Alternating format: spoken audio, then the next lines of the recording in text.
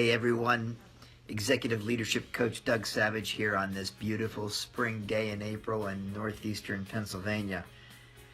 Today we're talking about leading difficult people, actually leading the pessimist, that very fun person that we all know and love. Last week we shared and talked a little bit about leading difficult people, and we talked about the fearful person. John Maxwell says, leadership is influence, nothing more and nothing less. And if a leader has no one following him or her, guess what? They're just going for a walk. Of course, not everyone is easy to influence. Some followers are just plain difficult to connect with. They're challenging in many, many ways. So today we're talking about the pessimist. And you know who I'm really referencing, Debbie Downer types.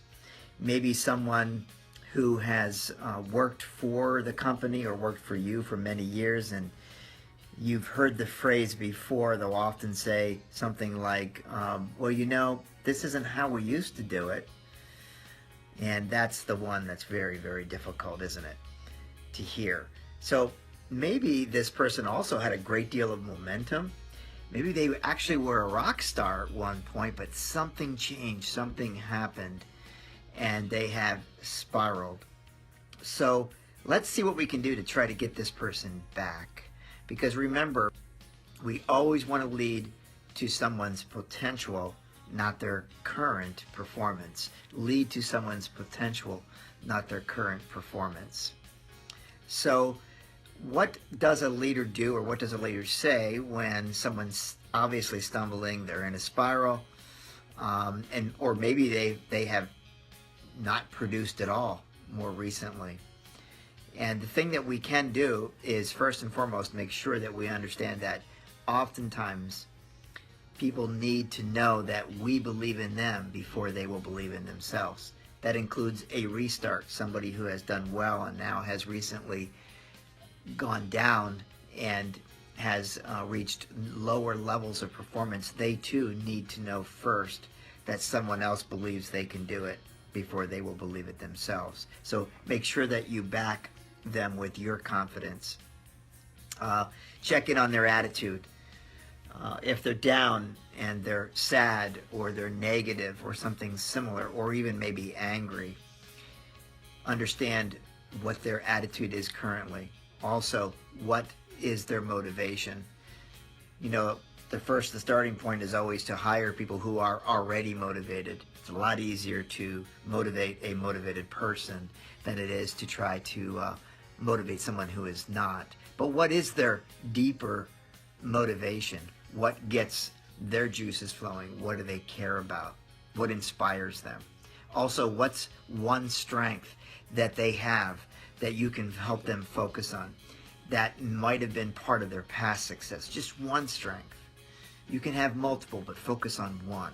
And what's that one weakness that is potentially the cause of their pessimism? So one word for you to follow as their leader would be to listen. Just like last week we talked about listening in the previous blog. Listen. They need to be heard. Also, privately sit down. Never do any of this type of coaching and development work in public. Do this privately. Talk about the fact that it's a slump. Be open and honest in your communication. The last thing you want to do is tiptoe. Go right at it, but do it with an attitude and with a heart that you care. Maybe you should replay the event. What happened? Go over what they did, why they chose to do and behave the way that they did. Then immediately reconstruct. Now, what might it look like? What could it look like? How could that have been better? How could you have handled that situation better? Replay the event. Now, there are times when you need to reprioritize their workload. Maybe their workload is just too heavy. Also, maybe you should increase the frequency of the coaching that you are doing, the opportunities that you spend with them, the quality time. It's not so much the quantity, it's the quality. And then help them to see that it's more around being and doing the right thing versus necessarily having the right feeling. Do and choose to do the right thing. And then, of course, finally, encourage them. Make sure that they know that you believe in them and that they have the potential to either do it or restore and get back to their previous levels of success. I hope you enjoyed this blog. It's always great to be with you. Thank you so much for your time, and we'll catch you next time. Take care.